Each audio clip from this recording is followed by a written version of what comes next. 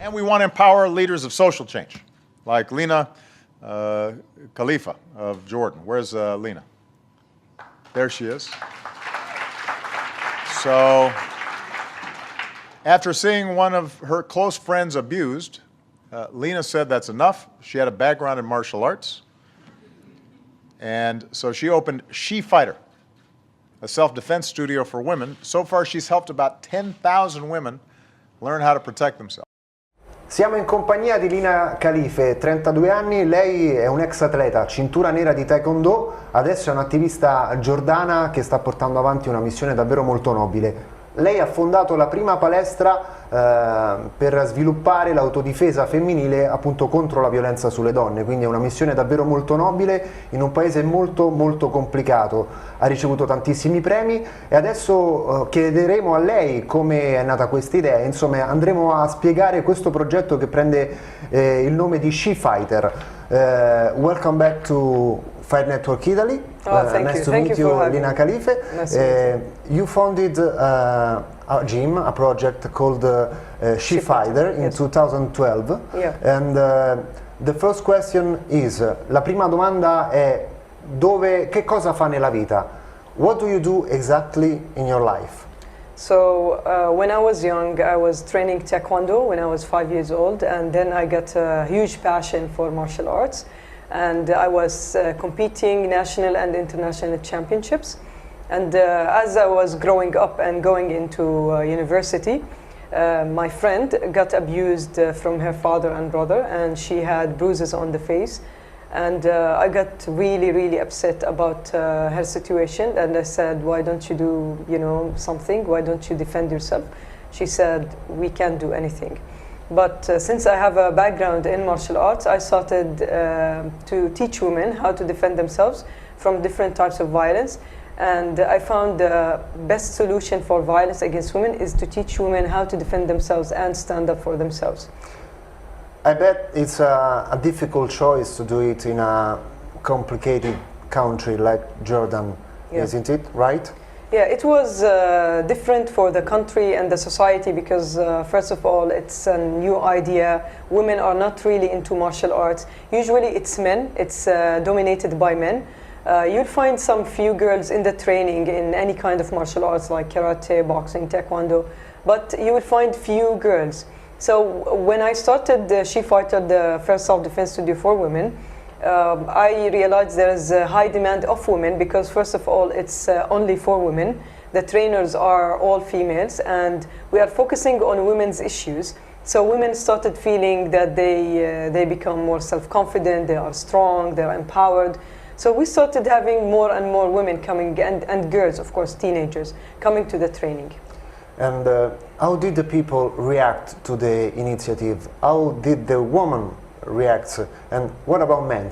Yeah. At the beginning, of course, when you start an idea, nobody believes in the idea. They say, yeah, let her try it. Maybe she will fail. But I started getting a big support of the community and from women and girls. Usually I started getting a big support from youth in general. Not older women, but youth. Let's say between 13 years old up to 25 years old. So after a while, they started telling their friends, and there was more and more girls in the training until we decided to expand even the studio to double the size of the first studio, just because we have no space for the training.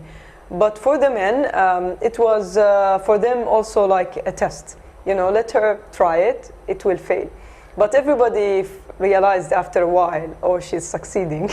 So, some of them didn't like it and tried to challenge me or sue me in a court or just try to shut me down.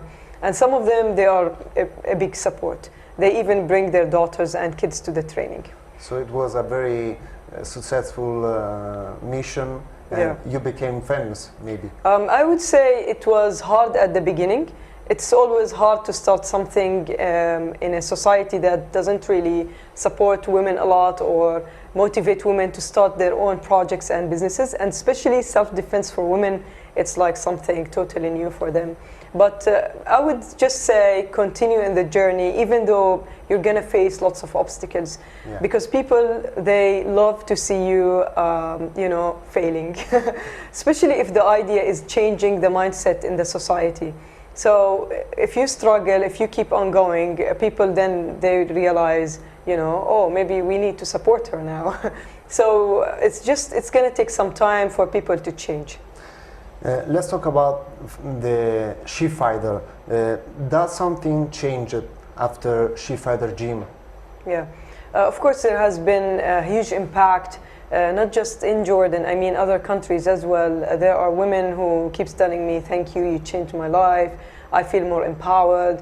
Or a woman, for example, telling me, you know, I was afraid to get inside an elevator because I had this bad experience in the elevator and somebody attacked me. But after the training, I feel, you know, I'm strong, I'm ready to fight back. So I feel I'm changing girls' and women's lives, and it's the best feeling ever anybody can get, because once you get really tired and you say, I want to, you know, to stop what I'm doing, you get somebody coming to you and tell you, thank you, you're doing an amazing job.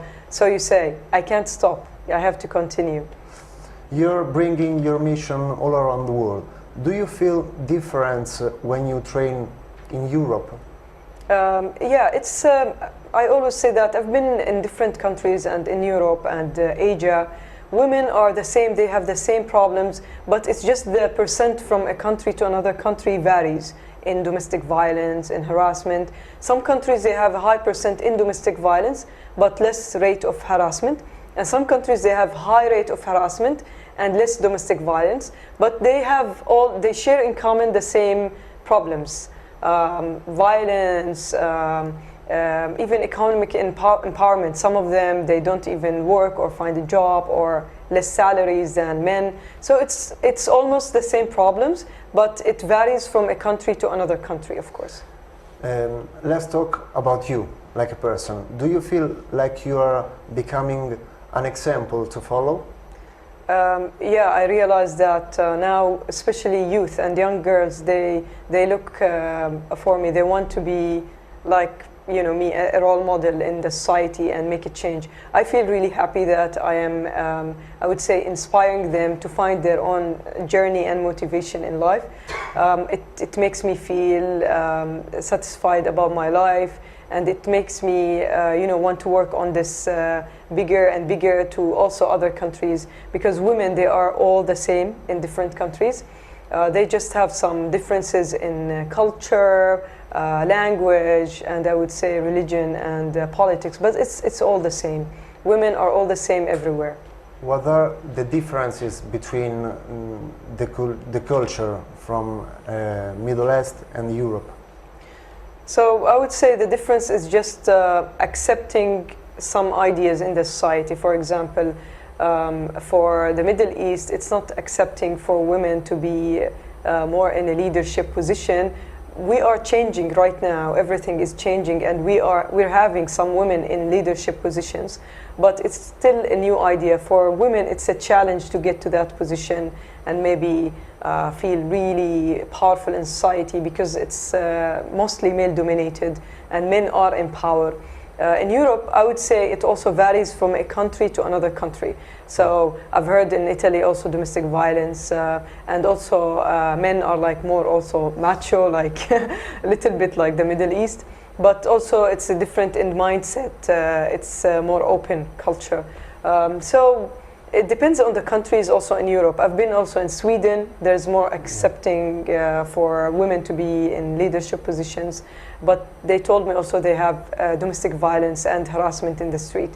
They still have the same, but some countries are oppressed. Women are oppressed. They don't feel free to express themselves. You are focused on the Middle East and the Arab countries where you have a mission. But you know that if you go abroad to USA, you probably will find a lot of money, a lot of things your mission could be easier to do it. Yeah. Why you are focused in that place, Yeah. Arabic countries? First of all, because they need it the most. They need somebody to change their lives. I have to be there for a reason, and then when we start to expand to other countries, they're gonna see that this project actually works in other countries, and they will start feeling that they need to be part of it. And that's how it works. If you stay small, I would say, just maybe focusing on small number of women, it will go away at some point. Some people will support you, some people not. But if it start growing, so many people will support you, and maybe later on even people moving to the Middle East, living there, they feel, oh, I tried it in this country, I need to try it, I need to keep on following them in this country. So I feel it's more as spreading an idea for so many countries, but of course you have to have it in countries that women are, I would say, oppressed in this country, or women, they don't really have freedom, because you need to empower women also in these countries. That's why we are focused for now in the Middle East, but we are expanding to other countries as well. Did you have some problems at the beginning of your mission? Yeah, of course. I think any idea in a society that doesn't really accept self-defense for women and martial arts, it was a new idea for them. I faced so many problems. One of them is spreading awareness in the country about the importance of self-defense for women. Number two, trying to get the women out of the comfort zone and want them to change their lives in a really positive way, maybe be independent, and maybe have better jobs, careers, and they actually feel that they can do it by themselves. And third of all, I would say as a business in the society, especially if it's run by men, usually you have to be a man to have connections inside the government. But since I am a woman, I felt it's a little bit challenging to get to this, to the, let's say, government taxes, all these things, and start talking to them, negotiating about how you're gonna register your business and all these steps. Does martial arts could help women to feel more strong? Yes, for sure. Why? I felt, I think martial arts helped me a lot in building my self-confidence as a young kid and as a teenager. I found commitment, I found discipline in martial arts, and it gave me a big self-confidence in what I do, in what I believe, and my mission in life. So since it helped me through my journey to actually find my own personality and power, I'm sure it helps also other young women and girls to feel that they can do something. And I know there are maybe they say girls are weak in society, but when they start training, they have this feeling that they can do something really big. They can also improve not only their power, but the spiritual part of their life. Yeah, they actually also, martial arts helps a lot in psychological intelligence, so they become smarter in different decisions, even at school. I mean, the boys and the girls who doesn't train martial arts, they have a problem, or any kind of sport, they have a problem of coordinating between the right side and the left side. So when you tell them alternate between different sides, they find it really hard, because their mind doesn't accept what's going on. But for kids in martial arts, they become smarter, faster in reaction, and even smarter in making other decisions in their lives later on. Who can approach to your system? We have girls, young girls, let's say kids from 4 to 11 years old, and we have the teenagers from 11 to 17 years old, and adults above 18 years old, up to 75 years old. Even grandmas can come and do a training. And we had one grandma, she even has boxing gloves, and she told me all my life, she's 75, she told me all my life I've been looking for a self-defense studio for women. because I've seen lots of people got really in a bad situations and violence in their lives, and I feel I want to help them. So she has been committed in the training for 2 years.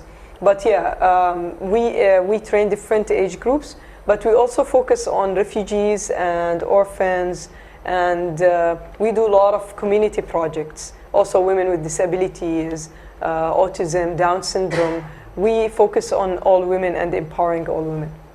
Ricordiamo anche che Lina è per la prima volta in Italia ospite di un Ponte Per. Adesso abbiamo un po' analizzato la situazione generale, andiamo un po' più nel dettaglio per vedere come si sviluppano appunto nel dettaglio queste tecniche di apprendimento e di insegnamento di SheFighter. Which are your teaching methods? So I developed a system, it's called the SheFighter system. It has 5 levels. So the first level called pink, then silver, black, gold, and master level. In order for the students to get to these levels, they have of course to test and train really hard. So we are a mix between taekwondo, boxing, and self-defense. The self-defense is more as also like chokeholds, ground attacks, a little bit from aikido and jiu-jitsu, and weapon defense, more as army training. So we mix like it all. Krav Maga maybe? A little bit like Krav Maga, but it's more also with the taekwondo and boxing martial arts training. And do you have belt? Now you were talking about colors. Yeah. Do you So also have belts? we have not kind of belts, but more like different t-shirts, uniforms. But we are developing the system of the uniform for all the students, because the girls also like to wear something as well, like fashionable and train fighting at the same time. How long does it take to notice real improvements? With the girls? Yeah. Usually I find it, of course it varies from a girl to another girl, depend on her experience in martial arts and how much she's passionate about it. So I would say a minimum of 6 months, and after 6 months you can see the big change of girls, even the personality. What is the first problem you face when a woman comes to your gym? Punches problems, kick problems. What is the main problems? The main first problem? The first problem I would see low self-confidence. So when they step inside the training all the time, they feel this is hard, we can't do it, you know, or so it's not this physical. It's not physical, it's always psychological with women. So they feel they can't do this, it's really hard. They always even come tell me, this is a really hard sport, I can't, you know, keep up with this training. But I always tell them, just stay for 1 month and then it will get easier. So after 1 month they find that they are getting better punches, kicks, and they find that they can improve in the training, so they don't quit. But if they quit from the first session, I mean, that's it. They can't, they feel it's really hard, they can't get back to the training. But the solution is to keep on motivating. Training or motivating. You talk with them? Yeah, of course we talk a lot, and the other trainers talk a lot. Some girls, they are more open about their problems. They come and tell me what happened in their, you know, life, how they got a bad experience in harassment or sexual assault. And some girls are shy, they don't talk about it. It's fine, they don't have to talk about it, but I would say commitment is one of the things that they get out of any problem they face. So if they committed to the training, even if they don't express their feelings, they will become better. I mean, their confidence, you can tell even from the way they walk, from the way they talk to people. You can find also there's a big difference. For example, they come more, the shoulders squeezed to the front, they are more, you know, shy. But when they get to training, they have more shoulder back, they feel confident, and they keep telling me, can I come with you in this project? I feel, you know, I can empower women. So you find a big change from inside more than the outside. Most of them, of course, with training, they get really stronger from outside. It gives them confidence to inside as well. Can you tell us some examples? Okay, let's say some small examples, like there has been a girl who was harassed in a taxi, and she had a really bad experience in a taxi. So she was unsocial, she was a little bit silent, shy.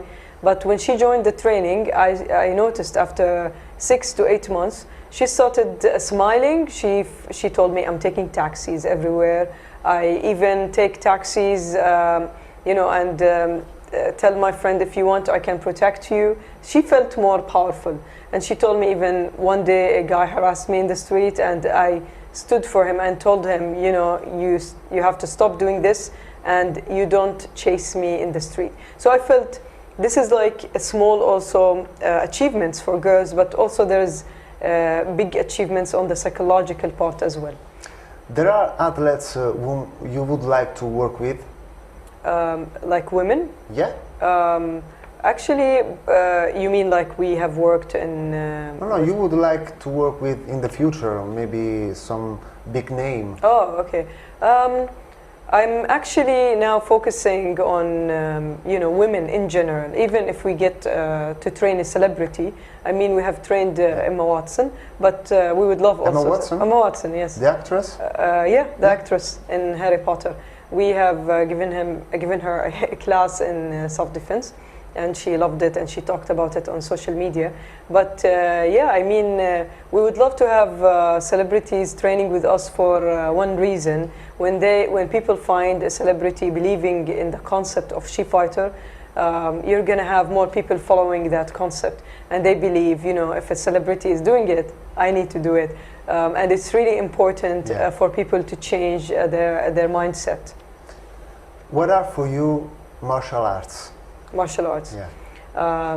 Discipline, commitment, and behavior and confidence. That's martial arts for me. Do you feel them like a sport or like something more spiritual?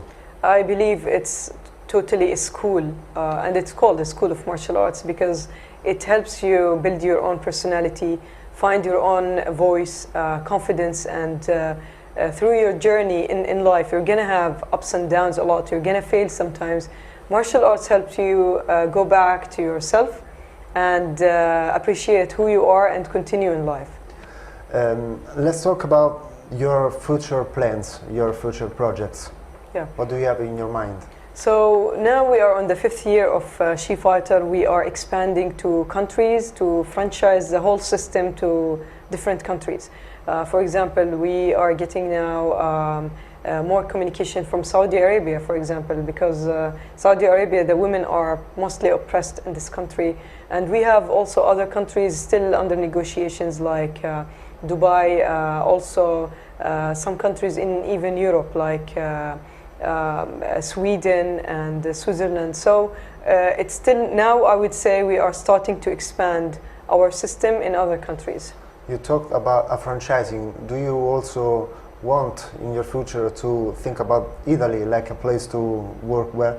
Yes, yes, I believe Italy has to be also on the list, on the must list. Must list, at the first place? First place. Really? On the at least 10 countries. We hope to collaborate together if you want. Yeah, sure, I would love to. I mean, having SheFighter as a partner, it will be really, really good. So we have to be in touch in the future. future. We stay in touch in the future, definitely. What is your most high ambition in your life? I would say to see all women in leadership positions, to change the whole world in more positive way and balanced way between men and women. And of course to have SheFighter helping women all over the world, even in countries that women can't really afford the training or can't come to the training. So that's I believe my mission and achievement in life. Then I will be happy. We hope the same. Fight Network Italia will help you as much as possible. Thank you, Lina Khalifeh. Thank you so much. Thank you so much. Ringraziamo Lina Khalifeh per la sua presenza. Speriamo di vederla sempre più di frequente qui nel nostro studio di Fight Network Italia, magari anche in futuro nell'ambito della campagna mondiale Dare to Defend. Grazie mille.